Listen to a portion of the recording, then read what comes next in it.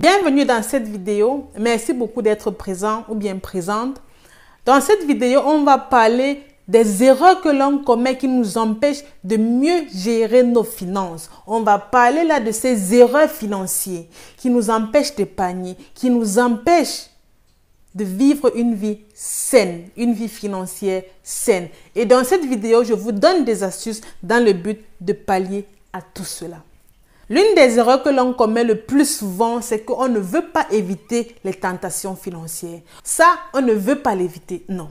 On sait bien que lorsqu'on va sortir, on va aller au supermarché ou bien on va aller au centre-ville, au centre commercial ou bien on va aller se balader avec des amis. On est conscient qu'arrivé là-bas, on va dépenser malgré notre volonté. Mais malgré tout, on y va avec de l'argent. Ça, c'est la première erreur. Lorsque vous savez que vous n'avez pas prévu une dépense financière, sortez sans argent. Parce que si vous allez, par exemple, vous balader avec des amis, ou bien si vous seul, vous sortez, vous allez, par exemple, faire les lèche-vitrines et que vous avez l'argent sur vous, vous serez toujours tenté d'acheter. Et pour pallier à cela, sortez sans argent. C'est ce que je faisais extrêmement avant. En fait, j'avais toujours le cash sur moi. Toujours le cash. Parce que je savais que, ok, en sortant là, je peux voir un truc qui m'intéresse. Donc, comme on ne sait jamais, mais aujourd'hui, non. Non.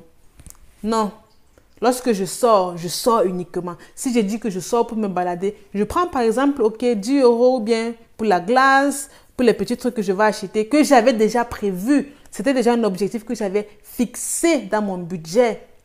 C'était un objectif financier. Donc, je n'ai pas dépensé comme ça au hasard. Non. À côté de ça, on a tellement d'abonnements. On se dit que, bref, la banque là vient seulement couper 1 €, c'est insignifiant.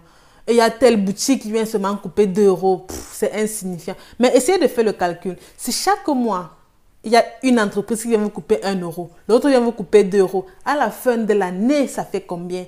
Sur toute une vie, ça fait combien? Sur 60 ans, ça fait combien? Supposons par exemple qu'on vous coupe uniquement 1 € par mois. Sur un an, ça fait 12 €. Sur 60 ans, ça fait 720 €. Donc, les sommes qu'on vient débiter dans votre compte bancaire, là, elles ne sont pas insignifiantes. Si vous avez des abonnements que vous n'utilisez plus ou bien vous considérez que ces abonnements-là ne vous apportent plus aucune valeur, désabonnez-vous. Désabonnez-vous. La prochaine erreur, c'est toujours d'acheter des articles en neuf. Avant, tout ce que j'achetais était neuf. Si ce n'était pas neuf, je n'achetais pas. Par exemple, aujourd'hui, je lis beaucoup de livres. Je ne les achète pas en neuf. Par exemple, un livre neuf peut coûter 15 €. La version déjà utilisée peut coûter un truc comme 5 €. Vous vous faites un profit de 10 €.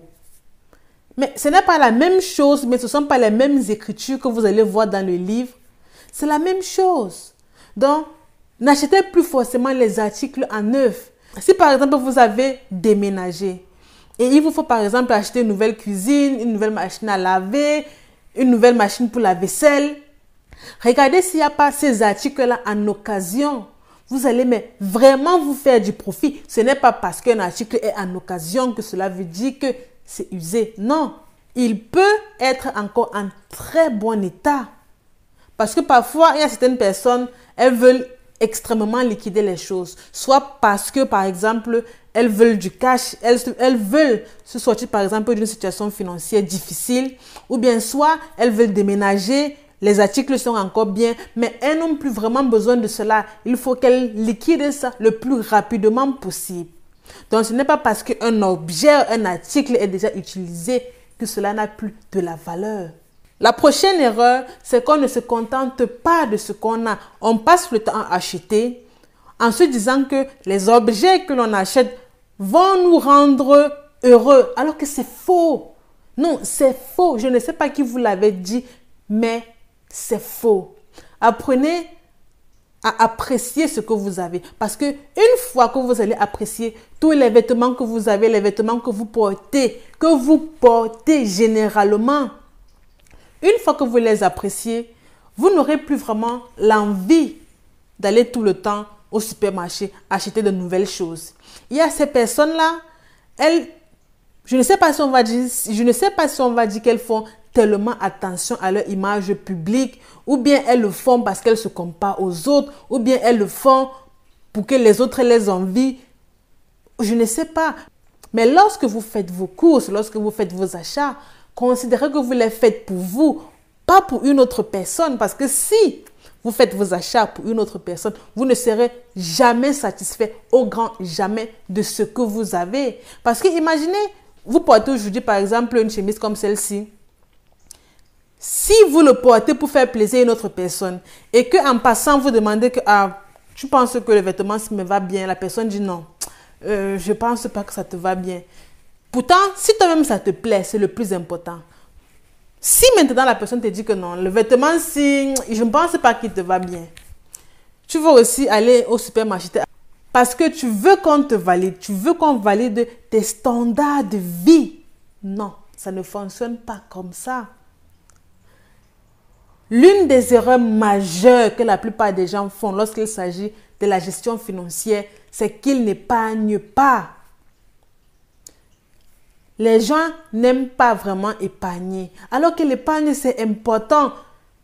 Allez dans votre salaire. Vous devez minimum épargner 20% de votre salaire. Ça, c'est le minimum. Vous devez épargner 20% de votre salaire. Imaginez, vous épargnez chaque mois 200 euros. À la fin de l'année, ça vous fait 1200 euros. Si chaque mois, vous épargnez 1000 euros, à la fin de l'année, ça fait 12 000 euros. Donc, vous voyez déjà qu'il y a une différence entre celui-là qui, à la fin de l'année, par exemple, a 3000 euros de côté et celui-là qui a 0 euros de côté. Il y a vraiment un grand puits. Il n'y a même pas de comparaison. Les articles que vous avez achetés au courant de l'année, vous ne les portez plus. Les choses auxquelles vous accordez de la valeur, vous avez supposé que ces objets-là sont tellement beaux. Vous les avez achetés uniquement par impulsivité. Aujourd'hui, vous ne les portez plus.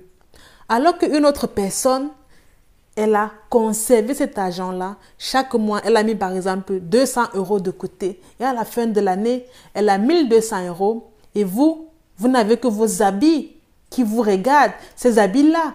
Et vous ne les accordez plus aucune valeur. Épargner, c'est important.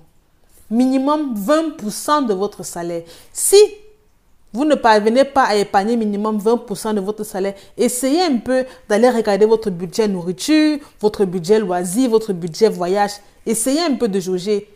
Il doit peut-être avoir une dépense qui est superflue, qui est énorme. La prochaine erreur, c'est le fait de toujours vouloir aider tout le monde. Si vous ne vous aidez pas vous-même, vous ne pouvez pas aider les autres. Il y aura toujours les gens qui vont venir vous poser leurs problèmes financiers. Que je n'ai pas d'argent, est-ce que tu peux m'aider? Est-ce que... Il y en aura toujours. Il y en aura toujours. Et ce que certaines personnes font, bref, certaines personnes avec qui j'ai eu à côtoyer, ce qu'elles font, c'est quoi? C'est qu'elles vont dans leur épargne.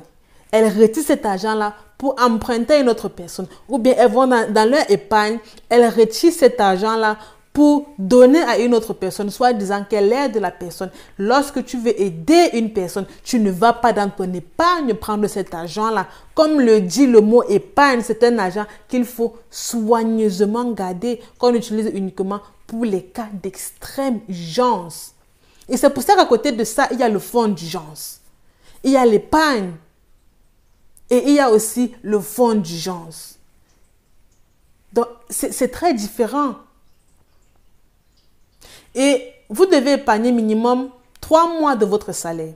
3 mois. Donc, si vous n'avez rien fait du tout, vous devez épargner minimum 3 mois de votre salaire. De telle sorte que si du jour au lendemain, vous perdez votre boulot ou bien vous avez des difficultés financières extrêmes, ou bien suite par exemple à votre maladie, vous ne pouvez plus aller travailler, vous aurez de quoi subvenir à vos besoins. Parce que si vous ne les avez pas, vous allez toujours vous retrouver en train d'emprunter. Et c'est comme ça que vous allez davantage vous endetter. Vous devez épargner le minimum 3 mois de votre salaire. Ça, c'est le minimum. Et l'idéal même, c'est 2 ans, 3 ans. Donc, vous devez vous assurer qu'au fur et à mesure, vous augmentez. Quand vous avez déjà atteint ces 3 mois d'épargne, vous augmentez encore 4 mois, 5 mois. Ouais, c'est très important. Et n'oubliez pas aussi qu'il y a le fonds d'urgence. La plupart ne connaissent même pas que... ne savent pas l'importance du fonds d'urgence. Le fonds d'urgence, comme le dit le mot urgence, c'est quand vous avez vraiment une urgence que vous prenez cet argent-là. N'hésitez pas de vous abonner. J'espère que cette vidéo vous a édifié. J'espère que les différentes astuces que j'ai évoquées dans cette vidéo vous ont permis de détecter vos erreurs financières. Si vous n'avez pas été identifié dans ces erreurs-là, n'hésitez pas de partager la vidéo à ces personnes-là qui sont extrêmement dépensiers, qui n'ont aucune gestion financière saine. N'oubliez surtout pas aussi de rester toujours positif et d'être heureux.